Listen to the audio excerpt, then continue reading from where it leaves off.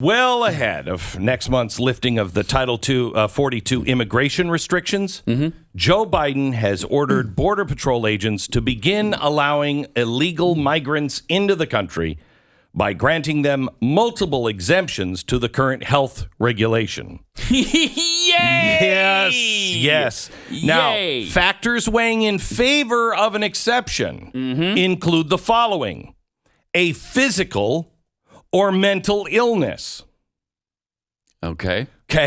I don't know about anybody else, but I mean, do we need more mentally ill people in America? I think we have our share of mentally ill. But physically ill, wow, that's kind of broad. A disability, pregnancy, lack of access to safe housing or shelter. And if you're over 21 years old or over 70, you and your family can get in. So that's great. That is great. We're going to have 2 million new, well, not really Americans, but 2 million new people living in the United States. And I'm not saying they're not people. I'm saying they're here illegally. Well, a border is only a construct. Yes, it is. And I wish we would construct more of that border fence, but we don't. See, countries like ours are like a lifeboat. And when you take the lifeboat and point it back towards the Titanic, all those people sink the lifeboat. And then that lifeboat doesn't save anyone. Yeah, I think so. You seem to understand that concept, though. He thinks that humans can be illegal. Humans can't be illegal. Yeah, Glenn. Thank you. We heard years ago that illegal immigration is only a construct. So here's the thing. The whole thing. Here's the thing. So is all of civilization. I don't know what that. Humans can't be illegal. You're right. They're not. They're just doing illegal things. Right. I love people who say, humans can't be illegal. Now, sure, they broke some laws getting here, but you can't just smear all of them. Excuse me? I'm not. You are. I'm saying they're breaking the law getting in here. Do it the right way. Oh, well, that's too much to ask. Okay. All right.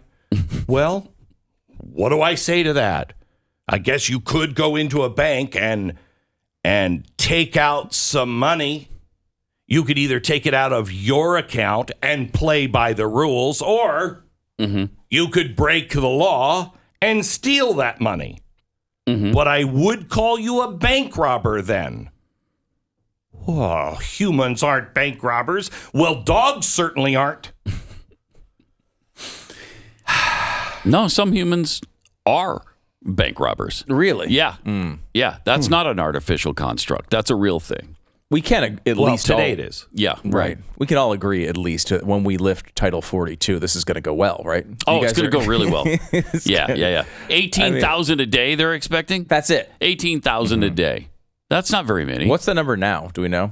Last month it was 221,000, whatever that is, for per the day month. For the month. Yeah, Are they going to make them take their shoes off and their belt off as they come across the border? Are they going to, just so they can be scanned? Are they going to at least have to do what we have to do at the airport?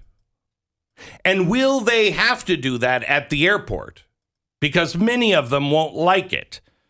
Because how dare you stop me while I'm getting on a plane? Very true. And of course, they will not have the same restrictions we have on airplanes. They will not need to wear masks the entire time that they're here.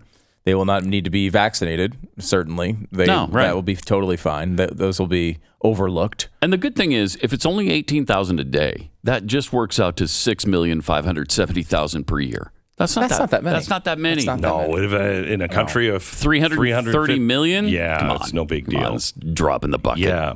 By the way, teen opioid deaths have surged by 350%. This is a completely unrelated article.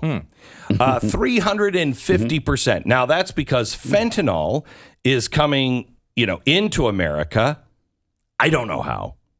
I don't know how it's getting across. Who could know? Let's not even talk about how it could be getting here. Good idea. But it is, it's about 100 times more powerful than morphine and has been linked now to 77% of all overdose deaths by teenagers since 2021.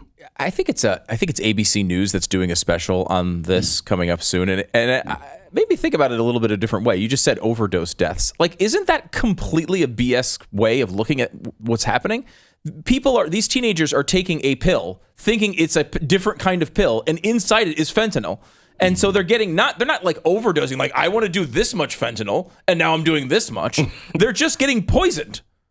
These drug cartels are just poisoning teenagers all across the country, and we're just acting like, oh my gosh, don't dehumanize those drug dealers. They are trying no drug dealer can be illegal. They are trying to provide the greatest experience for their buyer.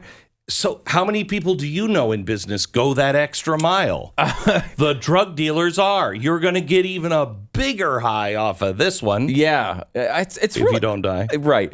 It's fascinating. I think part of this, too, goes back to this idea that, like, the media jumped on the opioid thing and decided they wanted to blame this one rich family for it. Yes. The Sackler family, which, again, the Sackler family followed all of the guidelines from the federal government. So I don't know, like, I mean, there's been a weird construct to this from the beginning. But to make it seem like these are opioid overdose deaths, you have to have this idea that, okay, well, this evil billionaire family was targeting these people, trying to get them hooked on their medicine, and then just kept upping it and upping it and upping it, and they died. Well, that's not how these people are dying.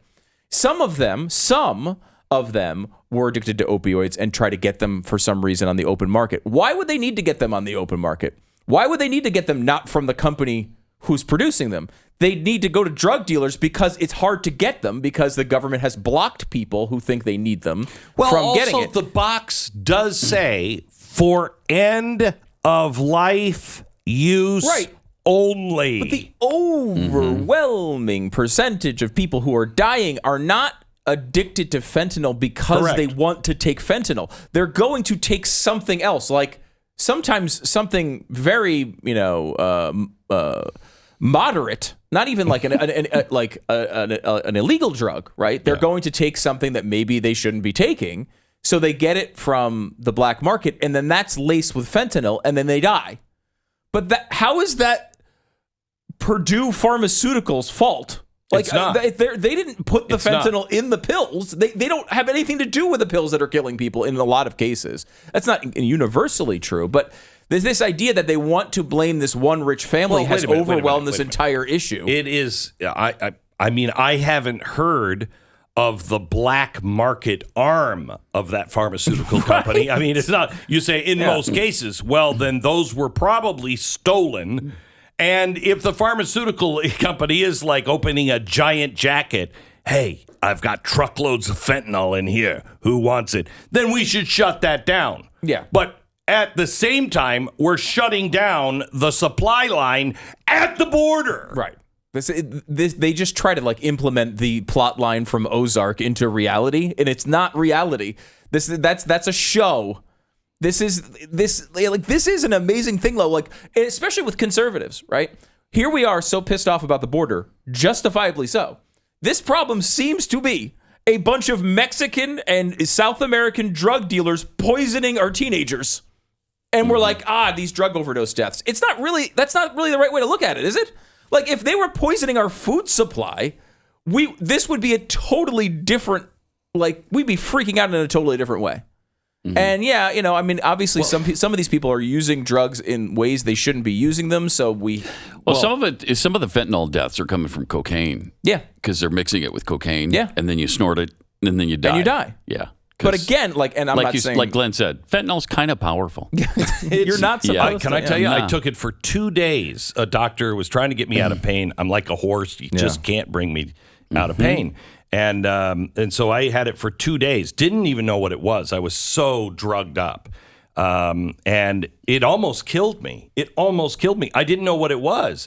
And I went to my other doctor, my regular doctor, and told him like 2 days after I got off it because it said end of life use only. And I'm like, you know what? I think I'm going to stop that one. And my doctor said, why would you let a doctor prescribe you that? And I'm like, A, he's a doctor. I thought it was fine. And B, I was kind of screaming in pain. I just wanted it to stop so I wasn't, hang on, doc, let me read all of the warning signs. I figured he'd do that for me. Yeah. You didn't read the brochure that comes with the fentanyl? I didn't. No, I didn't. Ah, wow. But I did strangely have a pharmaceutical rep come and just talk me into it. Jeez. By the way, they say in this story that what we need is urgent action, including expanding access to opioid addiction treatment centers. We got to do that. No, we should close the border. That should be our immediate action. Close the border. When there's even Democrats from some of these border states that are begging Joe Biden not to remove Title 42, then you know there must be some kind of reason for it. Yeah, secure the border. And even some Democrats understand that concept. Not the ones, of course, in the White House. I was listening to one of our affiliates, the morning show, one of our affiliates up in Virginia, and they were talking about last week. They were talking about what Texas had done, busing people up, and they rightly so said, you know what that's going to do to our city, Right.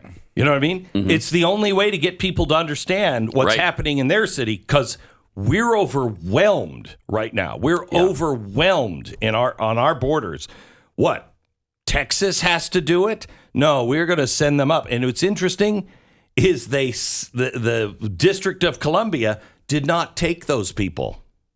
No, they shipped them to another town. Of course. Of course. If you enjoyed this video, hit like and subscribe to our channel so you'll be sure to see similar videos from BlazeTV with the added bonus of signaling YouTube that your voice and opinion still matters. And if you're looking for more great conservative content, check out one of the 2 videos suggested here.